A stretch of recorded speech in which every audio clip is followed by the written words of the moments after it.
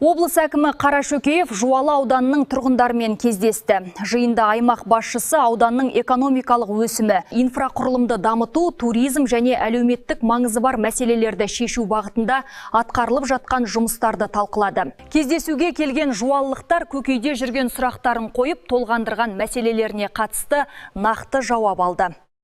Жуалы ауданына жұмыс сапарымен барған өңір басшысы алдымен ауданның әлеуметтік экономикалық даму көрсеткіштеріне тоқталды. Айтуынша ауданда экономикалық өсім қарқыны сақталған. Жыл басынан бері негізгі капиталға тартылған инвестиция көлемі 3,1 миллиард теңгеге жетіп, нақты көлем индексті 134,7% құраған. Құрылыс саласында да серпін бар. Биылғы 5 айда атқарылған жұмыстар көлемі 1,8 миллиард теңгеге жетіп, өткен жылдың сәйкес кезеңімен салыстырғанда 2 есеге артқан. Ал ауыл шаруашылығы саласында өндірілген өнім көлемі 6,9 миллиард теңгені құрап отыр.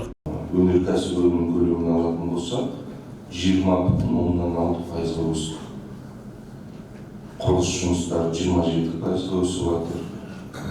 Көлік жағынан алатын болса, 17,5% артып жатыр. Агроөнеркәсіптік кешенді қолдауға 2026 жыл облыстық бюджеттен 32,6 миллиард теңге бөлдік.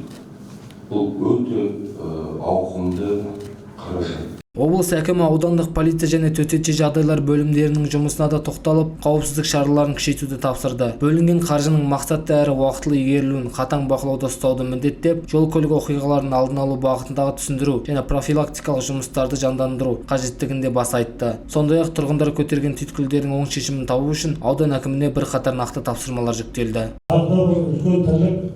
Өзіңіз білесіз, Бауыржан Момышұлы атамыз халық қаһарманы 115 жылдығына орай үлкен жолдың бойында ескерткіш соғылайын деп жатыр. Бұл жаңағы осы ескерткішке біздің ауданның қаражаты жетпейді. Оған бюджеттен де бөлуге болмайды екен. Сондықтан енді сіз облыстың кәсіпкерлері бар, басқалары бар. Республикада жаңағы таныстарымыз бар. Көмектесеңіздер. Негізі жақсы болып құрылыс жүріп жатыр. Постаменттің бәрін көрдім. Аманшылық болса, сол